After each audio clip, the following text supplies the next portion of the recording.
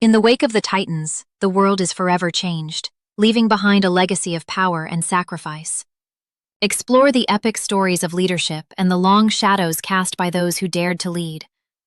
Hit subscribe now and follow the path of the legends today. I thought you weren't getting back until Thursday, my brother said, and those were the first words out of his mouth.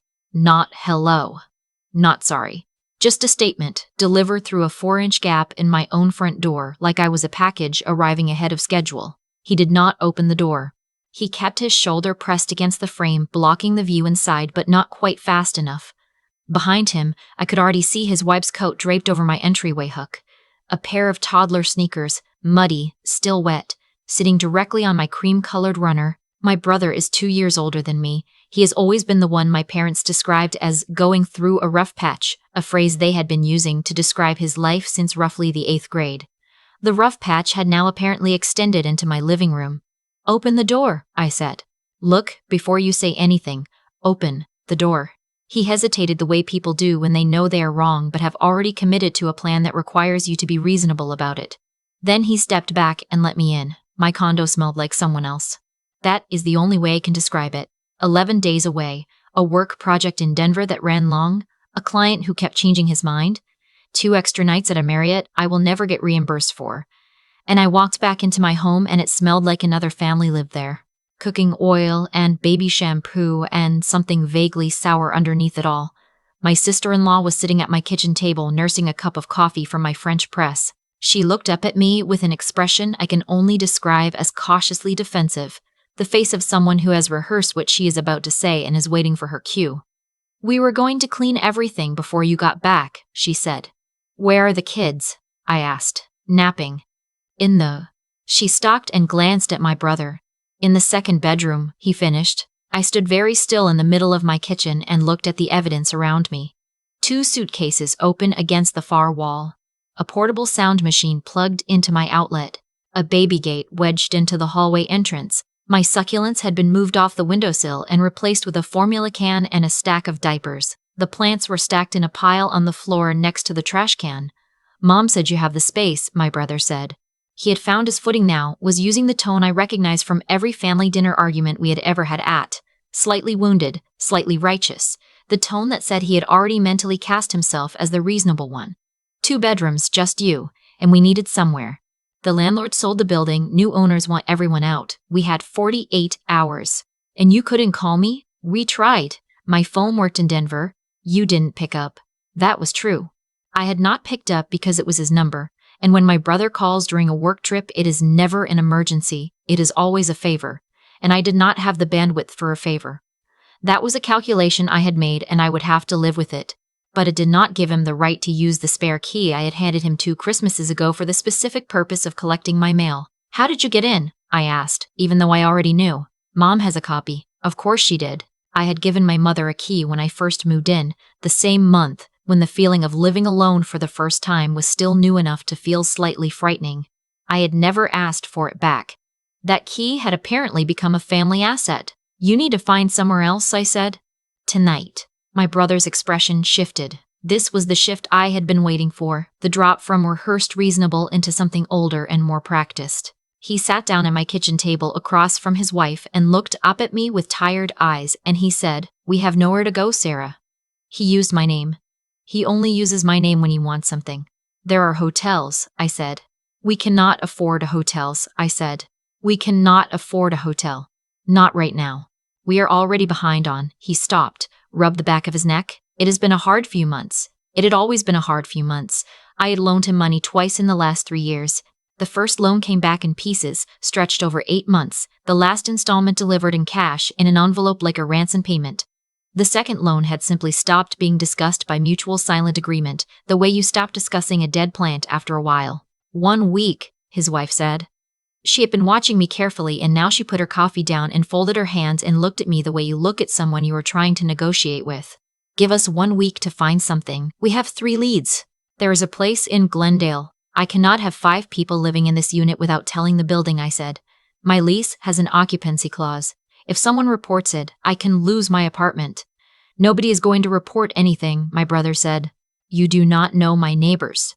That much was true. The woman in 4B had once filed a noise complaint because I sneezed twice in the hallway. I looked around my kitchen. I looked at the formula can where my plants used to be. I thought about the work trip I had just come back from and the client who had needed 17 revisions on a contract because he did not trust language he did not write himself. I think about contracts differently than most people. I've spent 6 years as a contract specialist for a mid-sized logistics firm, which means I have spent 6 years reading the fine print that other people skip, and I have learned that the difference between a houseguest and a squatter is almost entirely a matter of paperwork. Let me think about it, I said. My brother's shoulders dropped an inch. Relief already. He thought the hard part was over. There is leftover pasta in the fridge, his wife said. We made extra. She said it warmly, like she was welcoming me into a home she had already decided was partly hers. I told them I was not hungry. I went into my bedroom, which was, at least, still mine. I sat on the edge of my bed and I did not let myself feel the thing I wanted to feel, which was a white, airless panic. I breathed through it. I thought about it the way I think about a difficult contract, not what it is, but what it does, not what I feel, but what my options are. Every instinct I had was telling me to demand they leave immediately. I could call building security. I could change the locks in the morning. I could make this loud and confrontational and emotionally exhausting, and at the end of it, I would probably succeed, but I would have a brother who would tell the story for the rest of his life as the time his sister threw his family into the street, and a mother who would believe that version, and a holiday table that would never fully recover. I needed another approach. I thought about it for 40 minutes. Then I went back to the kitchen. I have a solution, I said. My brother looked up from his phone. His wife set down the baby's bottle she had been washing. I cannot have you here as guests, I said, but I might be able to have you here as something else. I have been meaning to hire a part-time property manager, someone to handle maintenance requests, sign for packages, coordinate with the building when I am traveling. It is a real job. I can put you on paper as contracted help. That way your presence here is documented. It has a legitimate reason, and the building cannot say anything about occupancy. Property manager? My brother said slowly. Technically a facilities coordinator. I can pay you a small stipend, enough to be on record. The real benefit is the housing. You would be covered under my unit as a contracted worker, not a tenant, which means my lease clause does not apply. His wife looked at him. I watched the same calculation I had been counting on move across her face. Free housing, paperwork that makes it legitimate, a husband who needs to feel like it is not charity. The framing of employment rather than dependency was the key. My brother does not accept handouts. He accepts opportunities. What would we actually have to do? He asked. Sign for packages, text me if anything looks wrong. Once a month, check that the smoke detectors are working. I paused. That is genuinely all I need. That sounds too easy, his wife said. She was smarter than my brother in the ways that matter for survival. She was looking for the catch. The paperwork makes it real, I said. I need it for tax purposes. You sign a contractor agreement, it protects both of us. I pulled my laptop onto the kitchen island and opened the document I had spent the last 40 minutes drafting. It was not a lease. I want to be precise about this, because the distinction matters more than almost anything else in this story. A lease creates a tenancy.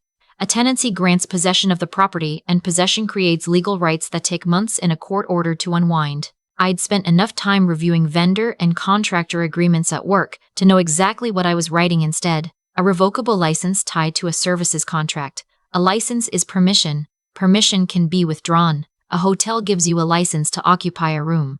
A valet gives you a license to leave your car. When the service ends, the license ends, and the person on the property is no longer a guest. They are a trespasser. I had buried the critical language in the middle of a section titled Housing and Accommodations Benefit. Paragraph 4.2. Temporary residential access granted strictly as compensation in kind for contracted services, non-transferable. Revocable upon 48 hours, written notice or immediate termination for cause. Paragraph 7.1. Contractor acknowledges accommodation does not constitute a tenancy interest under California Civil Code and waives all tenant protections for the duration of the engagement. Paragraph 9.4. Contractor authorizes property owner to conduct reasonable monitoring of common areas including hallways, kitchen, and living spaces using existing security infrastructure. That last clause was important. I had installed cameras 2 years ago after a break-in 2 floors below mine. My brother did not know they were there. I slid the laptop across the counter. Standard contractor language, I said. Nothing unusual. The main thing is the housing section, which is what protects you if the building asks questions. His wife leaned forward and read. She was doing what Alice had done in the original story, skimming for keywords, looking for dollar amounts, scanning benefit language. She found the stipend figure, small but real. She found the insurance provision I had included, which was genuine. My renter's insurance did technically extend to contracted workers on the premises. She did not find paragraph 7.1, which was formatted to look like routine boilerplate, the kind of dense language that eyes slide over when they are hunting for the good news. The employment can be terminated, she asked, pointing to a line near the bottom. By either party, I said. Standard contractor relationship. You can leave any time. So can I end the arrangement. But that would not happen unless something major changed. She looked at my brother. He gave a small nod that meant he thought this was fine. It is a lot of legal language, she said. I know.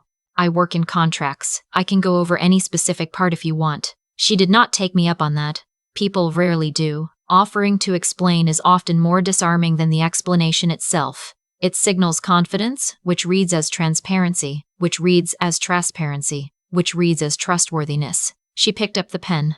She signed her name on the signature line, then handed the pen to my brother. He signed below her. I countersigned at the bottom, dated it, and printed 2 copies on my wireless printer.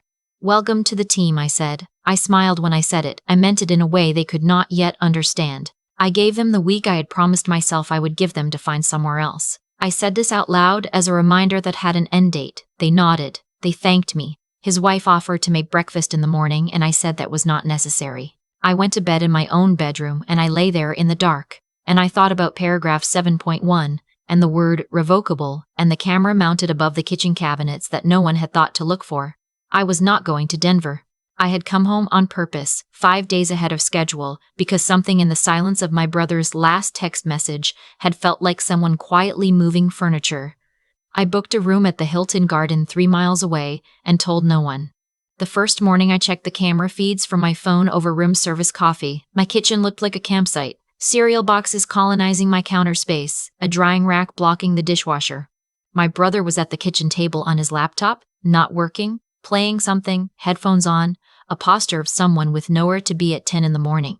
His wife was feeding the babies in my white dining chairs, and I watched her wipe a small hand on the upholstered seat without reaching for a napkin first.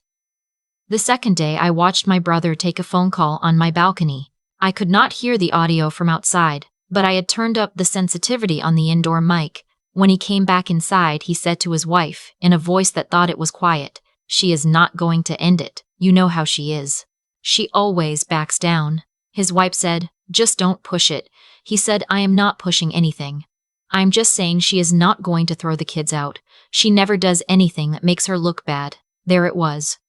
That was the operating theory, that my reputation for being reasonable was a structural weakness they had identified and were relying on. They had not moved into my home because they trusted me. They had moved into my home because they had correctly diagnosed that I would not create a scene, and they had decided my dignity was a resource they could borrow. The third day, his wife called her sister.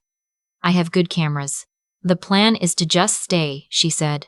She was standing at my kitchen window with her back to the room, the phone pressed to her ear, her voice low enough that she thought it was private. She signed a whole thing, making it legal. That is actually better for us. If she tries to kick us out now, there is paperwork and lawyers, and she would have to deal with all of that. She is too busy for that. She will just let it run. Her sister said something. "Right," his wife said. "Exactly. It is basically a lease. We just have to act normal until she stops noticing." I took a screenshot of the timestamp and filed it. On the 4th day, I drove past my own building and noticed something that had not registered when I first arrived home. A stack of envelopes rubber banded together on the kitchen counter, sitting under my brother's laptop bag. I zoomed the camera. The return address on the top envelope was in red ink. Collections notice. A second envelope had a law firm name I recognized from work, a firm that handled landlord-tenant litigation. I ordered the credit report I was legally entitled to run under paragraph 9.3 of the contractor agreement, a background check clause I had included for insurance documentation purposes. The report came back in 6 hours. My brother had 2 prior evictions in the last 4 years. His wife had a civil judgment against her for $14,800 in unpaid rent from a landlord in Pasadena. There was a current collections case still open, and the process server had been unable to locate a valid address for service. My address was now their address. They had not come to my home because they were out of options. They had come to my home because my home was the safest place to hide. I sat in my hotel room and ate a sandwich and felt something solidify in my chest that I do not have a cleaner word for than clarity. This was not a family asking for help. This was a calculated relocation. They had given the landlord who was suing them a false forwarding address, disappeared into my condo, signed a document they believed was a lease, and they were waiting for me to normalize it. I thought about my brother saying, "She always backs down." I picked up my phone. The first call was to the property management office for my building, where I told them I had a contracted worker staying on site temporarily and provided the documentation. I did this to protect myself, not them. The second call was to a number I found through the court filing, the attorney handling the civil case against my sister-in-law. I explained that I might be able to provide a current location for their client's defendant. The intake coordinator asked me to hold, then came back and said someone would be in touch within 24 hours. The third call was to my brother. "Hey," I said when he picked up. My voice was level, professional. The voice I use when I'm delivering news to a vendor whose contract we are not renewing. I wanted to check in and see how the apartment search was going. "We have a few leads," he said. The same answer his wife had given me 4 days ago. "Good," I said. "Because I need the unit back by end of the week. The building sent me something I need to address, and I need you out before I can do that." Silence. Then, "End of the week is really tight." "I know. I am sorry about that, but the timeline has changed." More silence. Then, carefully, "What if we needed more time?" "The agreement has a 48-hour notice clause," I said. "I am giving you more than that as a courtesy." "End of the week is Friday at noon." He paused. I could hear him calculating. I'd watched him do this my whole life. The silent arithmetic of cost and benefit, the assessment of how hard to push.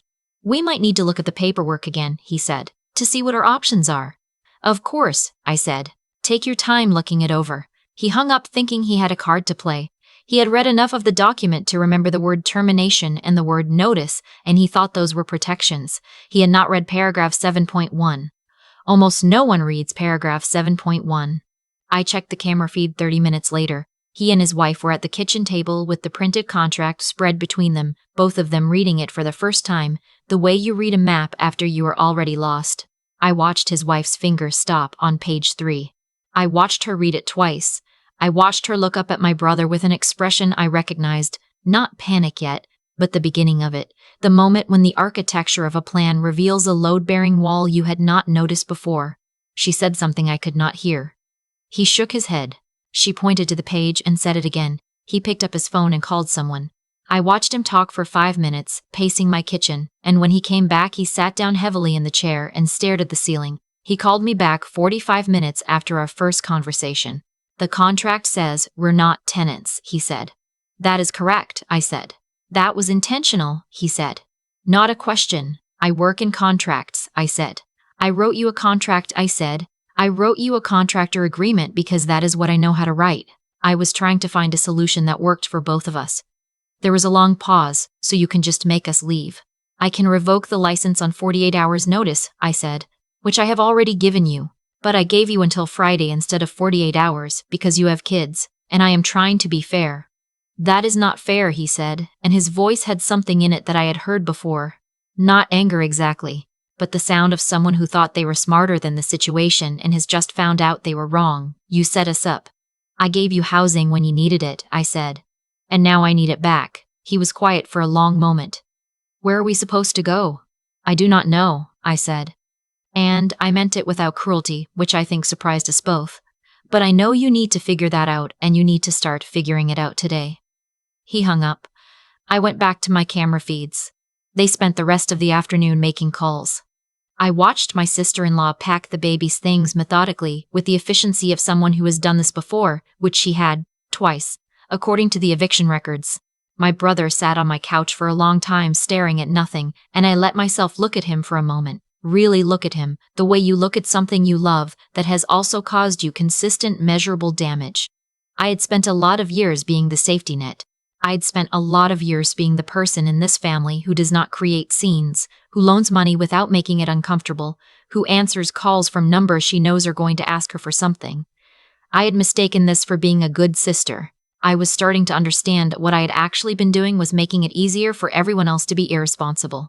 I was not my brother's backup plan. He had never asked me if I wanted that job. He had simply assigned it to me, and I had accepted the assignment, and at some point acceptance had started to look like invitation. Not anymore. The process server knocked on my door at 11:47 the next morning. I watched it happen on the camera. My sister-in-law answered because she had been treating my front door like her own front door for 5 days, and she opened it with the ease of someone who belongs somewhere, and the man on the other side asked for her by her full legal name. I watched her face change. She took the envelope. She closed the door. She stood in my entryway holding it with both hands, and she did not move for a long time. My brother came out of the bedroom, and she showed him the envelope, and I watched them have a conversation that I could only read in body language. The posture of people whose plan has just changed shape in a way they cannot manage around. The collections case had found them. The address they had been hiding from was now the address on file with the court. They could not stay here even if I had not revoked the license. Staying here now meant being findable, and being findable meant the judgment would move forward and the wage garnishment would begin. They started packing at 2 in the afternoon. I let them finish. I did not drive back until the following morning after I had gotten a text from the building's front desk saying the unit had gone quiet and they had not seen my guests since the previous evening. I let myself in with my own code, which I had quietly changed via the app 2 days earlier. My kitchen was clean. Not perfectly clean. There were marks on the counter where the coffee maker had been dragged and a small section of the backsplash that would need touching up, but clean enough that they had made an effort, which I noted and filed under things that do not change what happened but are also not nothing. My succulents were still on the floor next to the trash can. I picked them up and put them back on the windowsill, repositioning each one the way you reposition something that has been moved without permission, which is to say, carefully, exactly, back to where it belongs. The light was good. They looked fine. Plants are more resilient than they appear. I made coffee in my own French press and drank it standing at my kitchen window looking at the street below, watching ordinary people move through an ordinary Thursday morning with their ordinary complications, and I thought about my brother saying she always backs down. And I thought about the years I had spent believing that being the reliable one was a virtue, a thing to be proud of, proof that I had built something stable out of nothing. Here is what I know now that I did not know then. There is a difference between being dependable and being available. Dependable means you can be counted on to show up for the things that matter, the real emergencies, the genuine moments of need, the calls at 2 in the morning when something is actually wrong. Available means the door is always open regardless of who is walking through it, and the costs never quite get accounted for, and at some point you look up and realize you have been subsidizing other people's choices with money you worked for, and peace you earned, and space you own. I am still my brother's sister. That is not something you revoke. But I am no longer his backup plan, and I am no longer my sister-in-law's contingency, and I am no longer the family member my mother calls when she needs someone with a spare room and a soft enough conscience to use it. I changed my locks. I thanked my building manager. I called my mother and had a conversation I had been avoiding for approximately 3 years. A conversation without a fixed resolution at the end of it, without anyone winning or losing, just the truth laid out plainly between us. Which is that I love this family and I will not be treated as a resource by it. She was quiet for a long time after I finished. Then she said, "You always did think everything through." She did not mean it entirely as a compliment, but I took it as one. My condo smells like itself again. Coffee and a faint green smell of the succulents and something clean underneath, the particular silence of a space that belongs to one person and has been returned to that person after a brief, clarifying interruption. I have been asked, since this happened, whether I feel guilty, whether I think I went too far. Whether there was a version of this where I could have just been kind. I was kind. I gave them a week and a legal document and notice and more time than the paperwork required. I was kind in the ways that cost me something real, and I was clear in the ways that cost them their plan. There is a version of this story where I let them stay until they were ready to go, and they stayed until they had no other reason to leave, and then they found another plan, and the next time something went wrong, the plan was me again. I have lived inside that version of this story for most of my adult life. I know how it ends. This version ends differently. I am sitting in my kitchen on a Wednesday morning with my coffee and my plants, and the silence I paid for, and my brother is somewhere figuring out his own situation, which is where that work has always belonged, and I am not sorry. I am something else, something harder to name, not happy exactly, but settled. Finished. Return to myself. The most generous thing you can do for the people who treat you like a solution is to stop being one. Not because you stop loving them, because you start respecting yourself enough to let them be responsible for their own lives. That lesson cost me 11 days of someone else's laundry in my hamper and 3 succulents in a pile next to my trash can. It was the cheapest version of that lesson I have ever received.